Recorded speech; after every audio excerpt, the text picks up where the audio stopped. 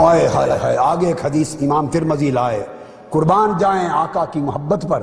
ارے جس سے حضور کو اتنی محبت ہو اس سے کوئی اتنی محبت نہ کرے تو اس کا رشتہ حضور کی ذات سے کیا ہوگا صلی اللہ علیہ وآلہ وسلم۔ اس باب میں اگلی حدیث امام ترمذی روایت کرتے ہیں، حدیث نمبر 3737۔ علماء کرام کو نسخہ ایمان دے رہا ہوں تاکہ آپ کئی مہینے ان خطابات کو کریں اور جرأت اور جسارت کے ساتھ اس کا ڈنکا بجائیں۔ جان اللہ کے ہاتھ میں ہے، کوئی دہشت گرد اللہ کا امر نہ ہو تو کسی کی جان نہیں لے سکتا۔ میں اس لیے کرتا ہوں، میں اس لیے برملا کرتا ہوں کہ جو رات میری قبر میں آنی ہے، جو رات میری قبر میں آنی ہے وہ رات مجھے کوئی باہر نہیں رکھ سکتا، اور جو رات میری باہر آنی ہے وہ مجھے قبر میں دھکیل کوئی نہیں سکتا۔ اس لیے میرا جینا مرنا اسی محبت پر ہے۔ میں حضور کے خلفائے راشدین کا غلام بھی ہوں، میں ازواج مطہرات کا غلام بھی ہوں، میں اہل بیت اطہار کا غلام بھی ہوں۔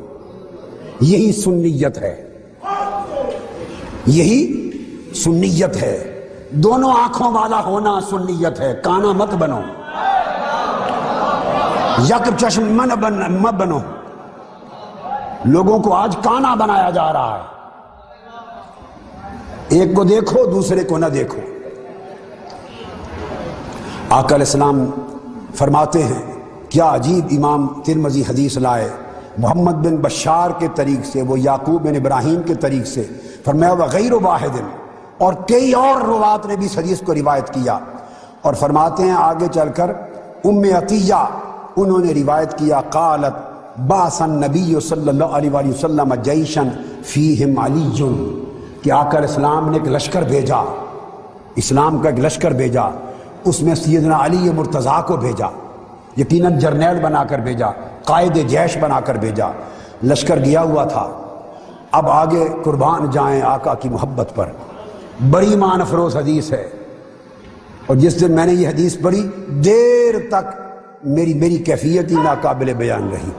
اور فرماتی ہیں خدا کی قسم میں آقا کی مجلس میں بیٹھی تھی، میں نے اپنے کانوں سے سنا، قالت فسمعت رسول اللہ صلی اللہ علیہ وآلہ وسلم، میں نے کانوں سے سنا، وہو رافع یدیہ، حضور نے اپنے ہاتھ ایسے اٹھائے ہوئے تھے، ہاتھ اٹھائے ہوئے تھے، اور ہاتھ اٹھا کے دعا کر رہے تھے اور عرض کر رہے تھے اللہم لا تمتنی حتی ترینی علی، مولا اس وقت تک میری وفات نہ لانا جب تک علی واپس آ جائے اور میں اس کو دیکھ نہ لوں،